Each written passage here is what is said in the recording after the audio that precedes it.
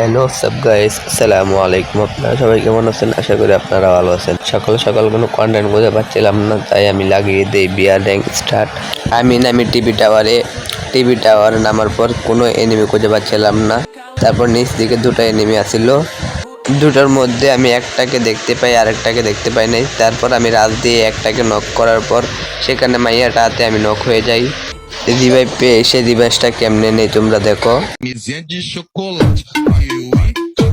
রিভেসটা কিরকম ছিল তোমরা কমেন্ট করে বলো। রিভেস নেওয়ার পর আশেপাশে কোনো এনিমি খুঁজে পাচ্ছিলাম না। তারপর আমার সামনে একটা এনিমি পড়ে যায়, তাকে হেডশট মেরে নক করার পর তার টিমমেট আমারে পিছন থেকে মারতেছিল। সেখানে আমি তাকেও নক করে দেই। তাকে নক করার পর দুটাকে কনফার্ম করি। দুটাকে কনফার্ম করতে করতে কিন্তু তার টিমমেট এসে আমাকেও মেরে দেয়। তারপর আমি রিভাইভ পেয়ে আবার এদিকে আসি। এদিকে আসার পরে আমার পিছন থেকে একটা ড্যামেজ দিতেছিল। আমার টিমমেটের কিন্তু এখানে দুইটা মিলে মারছে। তার সাথে কি হতে করতে আমার টিমমেট সব কটাই চাঁদের দেশে গেছে গা।